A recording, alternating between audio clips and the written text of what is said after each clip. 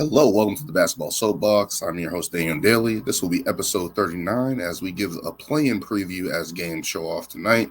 It is early in the morning here um, on the East Coast, but we have the play-in preview here for the Lakers versus T-Wolves and the Heat versus Hawks. The play-in has been widely a controversial topic as people didn't want the play-in as usual. They thought it was dumb. They thought they should just have the 7th, 8th seed go to the playoffs. LeBron James has really spoken about that, and he's been in the play-in twice. It all started in the bubble because they were trying to figure out how can we get the seeding right for these other teams that are coming back, players that are coming back from injury, whatever the case may be, joining the bubble. There was a magic number that they were supposed to reach, I believe, and they decided teams off of that. That was kind of the test point for them going forward, and they added it the next season. And I generally like the play-in, even though I think some teams have not been up to their best. But this is the situation that you want, especially this year with all the injuries happening, all the unknowns, teams making trades, trying to make their way back. We have a couple of teams in the play-in that it worked out for them, right? Like the Lakers had a bunch of injuries, made trades, and got back into the thick of things. The Timberwolves, who have lost Karl Anthony Towns, and he's come back. Now they're in the play-in. You look at the Pelicans, who's been up and down with injuries with C.J. McCollum, Brandon Ingram, Zion Williamson, especially now they're missing him. Now they're in the play-in. They're going up against OKC, a team that's never been to the playoffs with this new young nucleus of SGA and Giddey and Jalen Williams. So you're looking at that standpoint for a minute, and it's like, okay, we have an opportunity here. And you look to last year where the Hawks were able to beat Cleveland and get in as a 10th seed, I believe. So things do happen, right? In the play-in, it creates uncertainty. It's a one-game all. 7 and 8 is a one game, and then whoever is the loser of that game versus not the winner of the 9-10. And so, you get a little tournament action before the playoffs. People are going to watch basketball. It's free basketball. It's an extra game. I do not like how they don't count the stats towards the playoffs. I wish they did that because it does matter. It does count. You are playing a game. It does win. Where do those stats just go in the play-in history? I guess that's fine, but I would like them to add that to the playoffs. But let's get into it here, looking at the first matchup. On the night, we got the Lakers, who are the 7th seed and the 8th seeded Minnesota Timberwolves, who have been teams that have both just been in turmoil majority of the season, kind of turned it around. And now we're looking at this 7-8 matchup as a test point for the Lakers, as a test point for the Minnesota Timberwolves. But let's start off with the Lakers here. The Lakers have the second best record since the All-Star break at 16-7. I believe Milwaukee Bucks have a 17-7 record as the best in the league since the All-Star break. We also have the Boston Celtics, I believe they're 16-9, a bunch of 16-9s. I believe Philly, I believe Memphis is 16-9 after the All-Star break. But one of the big changes that the Lakers made was trading Russell Westbrook, getting Malik Beasley, D'Angelo Russell.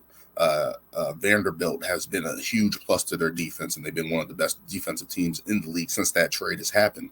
That has paid dividends for those guys tremendously. And you just look at how the Lakers, I believe they started off the season 2-10. So to sit there and turn it around now, and then as LeBron James said to Anthony Davis, can you believe that we're above 500 this season after everything, after injuries, after all the uncertainty, after all the injuries to them? Anthony Davis has been down multiple times. LeBron James has had this grueling foot injury that he's suggested that, hey, maybe I can be out for the season with this. I shouldn't really be playing with this, but I am. And to see these guys come together and figure it out, get some type of stability, get some shooting, get some more geometry on the floor that makes sense for their team. You need shooters, you need defenders, you need guys that are going to play tough next to Anthony Davis. They have gotten that. They traded out Thomas Bryant, and all these things that the Lakers went through, they've turned it around and had an above 500 record. Now, the Western Conference hasn't been the best this year, mainly due to injuries, mainly due to teams not figuring it out. But here we are. The Lakers have turned it around, have given themselves a chance to basically pick their poison, especially if they win tonight. Against the Grizzlies, a team that they feel like they can beat. The Lakers can feel like they can beat anybody with this team and this roster right now, right? Like, you got LeBron James, you got Anthony Davis healthy, two guys that are top, 10, 15 players in the league, if you want to just move LeBron down a little bit now, or whatever the case, wherever his age is. But LeBron in the playoffs, anything can happen, right? Anthony Davis playing at this level, anything can happen for them, and you have to just keep that in mind for both of these teams, right? especially you have to keep this in mind for the Lakers. And just to see them turn it around, and especially have this defense and a little bit more shooting with Malik Beasley, the emergence of Austin Reeves, that's something positive Laker fans can hold on to. That's something positive that LeBron and Anthony Davis can be like, okay, we just have to win what? As they always say, 4 out of 7 games, or whatever the case may be, you have to beat a team 4 times. We just have to win 3 games, and maybe one of the other these other guys can have a big game in the playoffs and win us a game. They just have to get the Lakers there, and the possibility against the Timberwolves against that, we'll see how that goes. But let's talk about LeBron James and Anthony Davis. After all the ups and downs of the season, Anthony Davis has finally put together a good stretch here. He has a couple injuries here that he fell on the ground, but he's actually putting it together. He finished up with 28 points. 25 points, 12 rebounds, and 2 blocks and 1 steals. You think that would, obviously he's played 56 games. I think that would put him into all NBA category, even when you look at all the forwards and stuff like that. So to see Anthony Davis put together a stretch and had that MVP stretch earlier in the season before he went down, to see him play like this heading into the playoffs, he has been the catalyst for this, and it's scary. He's one of the, when you think about all the players in the NBA playoffs, especially in the Western Conference, you look at the big men, you look at all the people who have been injured, who's out, especially in this matchup here, which I'll get into talking about the Timberwolves. You look at Anthony Davis, he's obviously one of the best players in the playoffs in the Western Conference.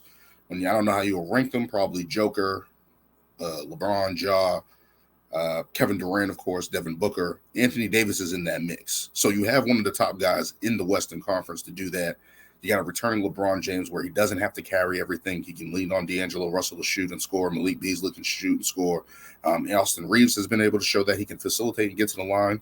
So to have that flexibility there, and especially have Anthony Davis as the big man, LeBron doesn't have to really do as much. LeBron probably only has to play 2 games out of every series to really to win those games, to capture a win for the Lakers. You look at that for them, the Lakers look pretty good. Honestly, they're going in against Memphis, who hasn't had Steven Adams come back as yet. If they win this game, let's just put that in preferences. But I'm just looking ahead here. If they play Memphis, who doesn't have Brandon Clark, Steven Adams, that's their front line. They have Jaren Jackson Jr., has been known to foul a lot, obviously in the conversation for Defensive Player of the Year. But when you look at those type of things, looking forward, they can roadmap themselves into a situation where they can go into a Memphis. They can go into a Sacramento, depending on that matchup, whoever they're going to play.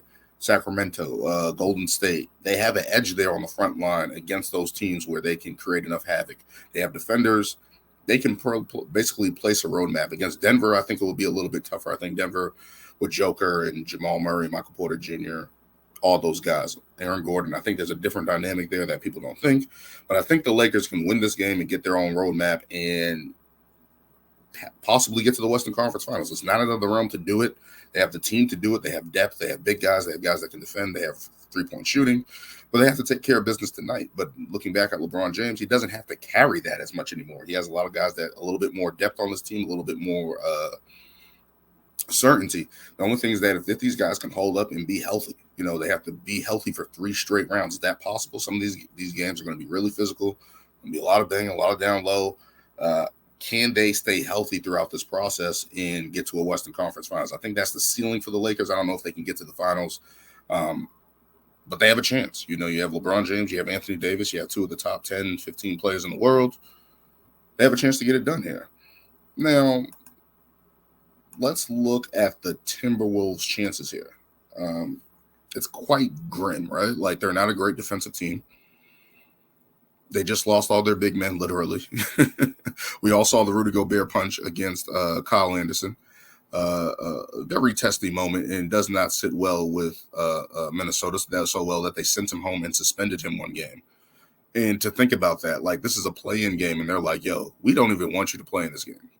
To think about that, like, we don't even want you to play in this game. Is it possible that they lose this game and can go into the 9-10 matchup and win that game with Rudy Gobert going forward? Possibly. But then they lost Jalen McDaniels, who punched a wall at halftime and broke his hand. So that's another guy gone. And Naz Reid is already gone for the rest of the season with an injury. So you're looking at that, and you're looking at the strengths of the Lakers in their front line and getting to the rim and attacking. and the Timberwolves not being a great defensive team, that kind of puts them in a pickle.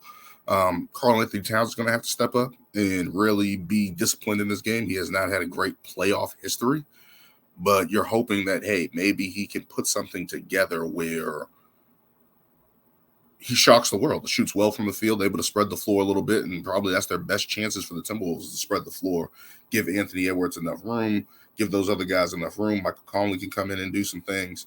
And you're just hoping that that's the chance for the Timberwolves here. Maybe it can be an entertaining game there because defensively they have no shot. I don't think so. Maybe they can get enough stops. Maybe that's the chance that they're looking at and looking for. But when you look at all those guys that are out, Rudy Gobert, Naz Reid, McDaniels, you traded Walker Kessler. Those guys on the roster that you probably would have needed, Jared Vanderbilt, all those guys that you probably would have needed and been better suited for a matchup like this against the Lakers, you do not have because you made it in that Rudy Gobert trade. And now the guy that you traded for, you don't even have. It's crazy to think about it that way, right? Like the Minnesota Timberwolves have had an up and down season. Karl Anthony Towns missed a tremendous amount of time. Recently come back, had some big games, had some big shots. But his history shows, hey, I'm not a great defender. I'm not that guy that can do that on the defensive end, even though he should be. He should be more of a shot blocker, should be more of a rebounder, but just not. But looking at their chances, it seems slim, right? It seems like they have no shot. But I think if they can spread out the Lakers a little bit there on the offensive end, go 5 out, shoot the ball really well, Anthony Edwards creates havoc, and that's what I'm hoping for, right? I'm hoping for a big game from Anthony Edwards. Like Anthony Edwards goes for 50 or something like that, and really positions himself as a star in this league. And that's what I want from Anthony Edwards. I think he's been on the cusp of that, of taking that next step as an NBA player. He's crazy athletic. He has big game shots. We saw it last year in Memphis when he faced them and how tough he was and how ready for the moment he was. This is another big moment for him. It's in LA.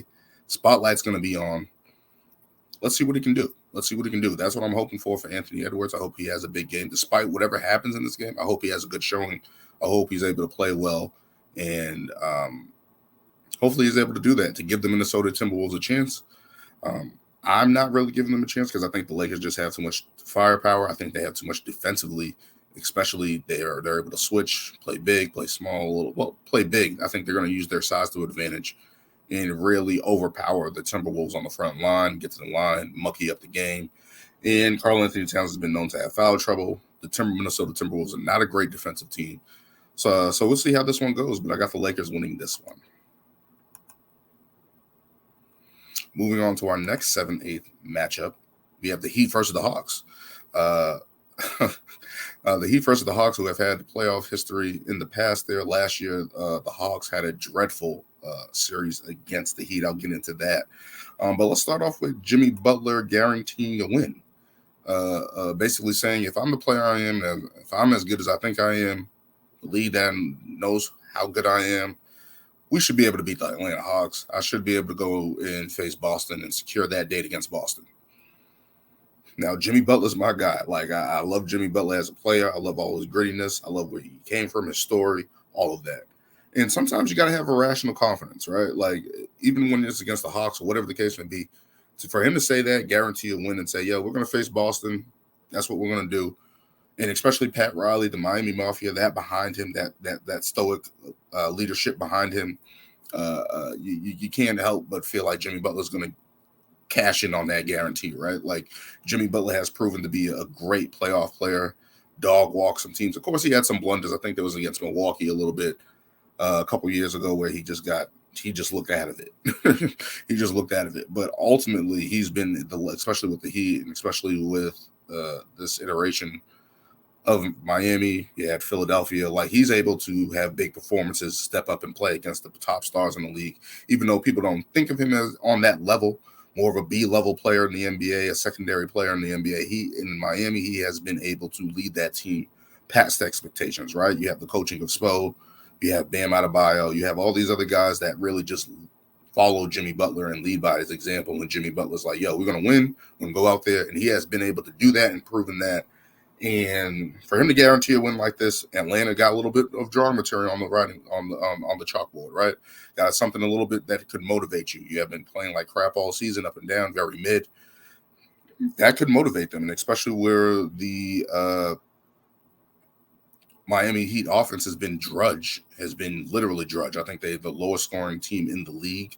I think they're 25th in offensive rating, but they're second in the league on points allowed. Like it's just an old school throwback team. They grind it out. They smother everything up, even though their offense isn't that great. They smother it up. They're very methodical offensively, but it's effective. They have 3 players with 20 points per game: Jimmy Butler, Bam Adebayo, and Tyler Hero. Those are their scorers for their team. You know who they are. You know what you're getting from those guys every night. Bam Adebayo has been talking about being in the Defensive Player of the Year category. He does a lot of things for their defense that holds up. Jimmy Butler's a great two-way player, but Tyler Hero has been able to score this season, and to have that balance on offense a little bit there is great. To have Gabe Vincent that can contribute there a little bit. Tyler Hero, of course. Maybe we can see some emergence of Victor Oladipo.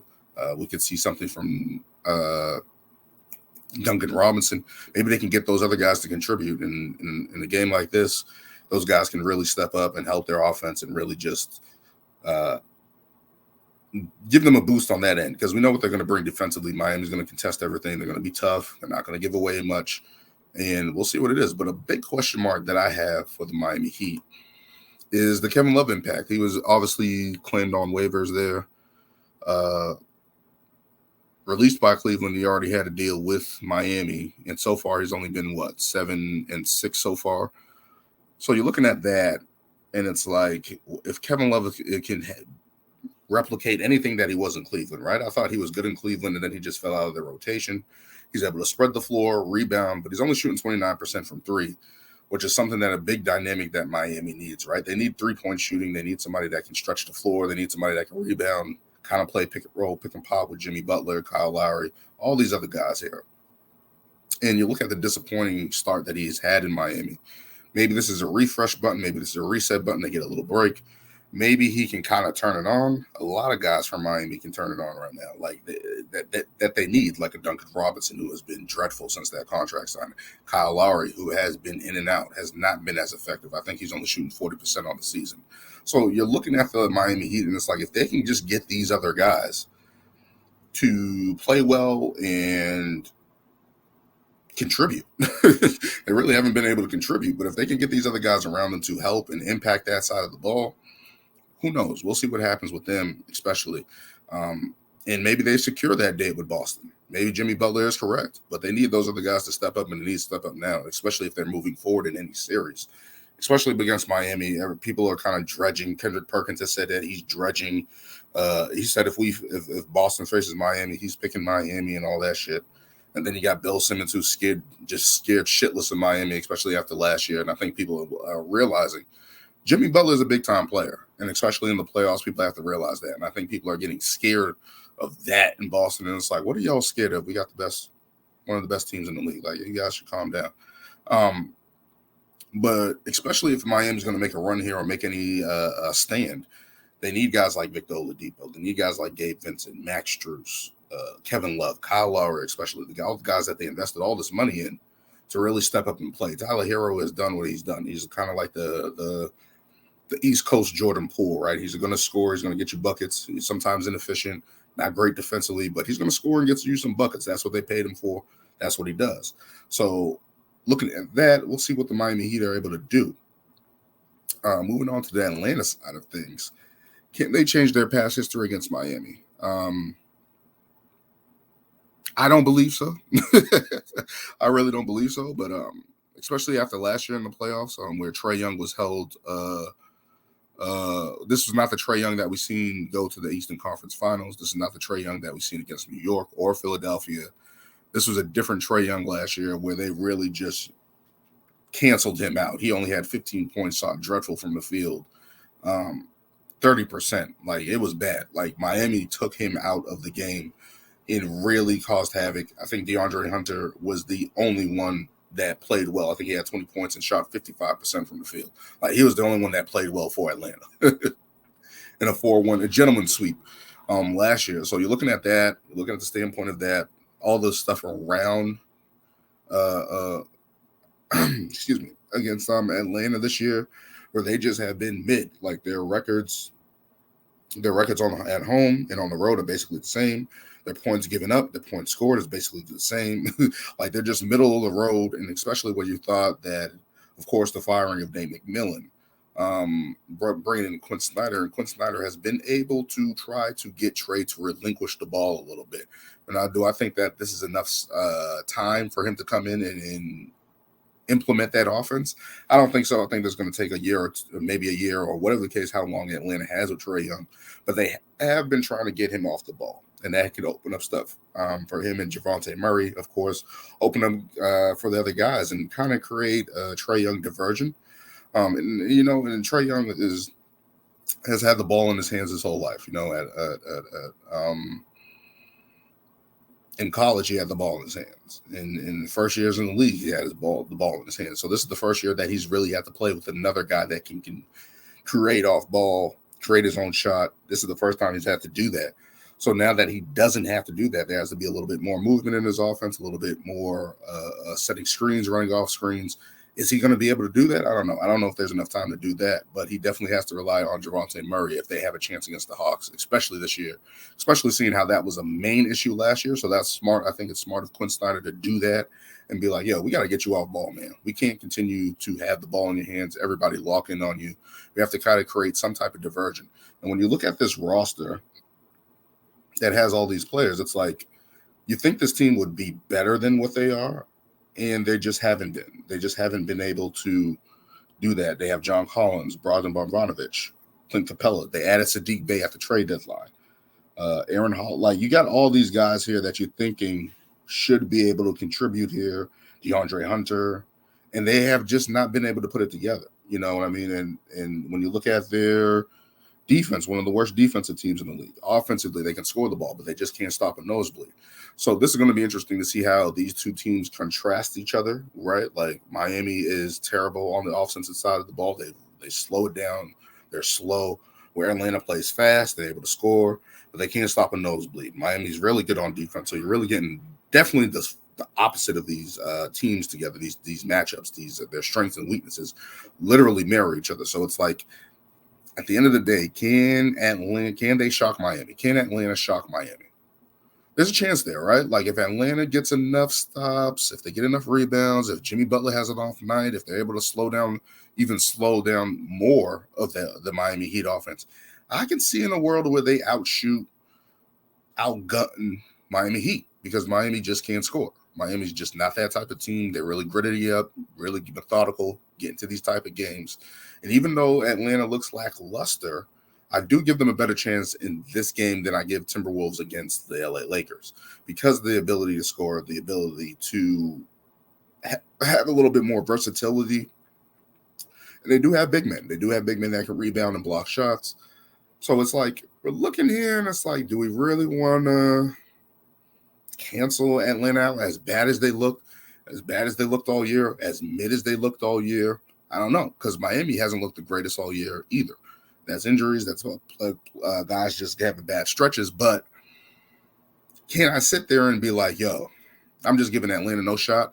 I give them a better shot than last year. And in one game situation, can happen. I know it's going to be tough. I think Miami's going to win, but I wouldn't be shocked if Atlanta comes in and plays well and is able to shock the Miami Heat. Would not be shocked at all. Would not be shocked at all if that happens. But that will do it for this play-in episode. I will also be doing a play-in episode about the 9-10 matchups. I mean, the 10 and 11, the 9-10 matchups with the New Orleans Pelicans and Oklahoma City Thunder, as well as the Toronto Raptors versus the Chicago Bulls. I'll be looking into that in my next episode. That will probably be up tomorrow as well as we look at ring takes, of course, with me, Brian, and Lewis, as we recap Raw and SmackDown and see the outfall from Vince McMahon coming back. We will get into that as well. But thank you for joining me on this episode, the short episode as a playoff preview. Don't forget to like, comment, and subscribe. As always, and I'll see you next time.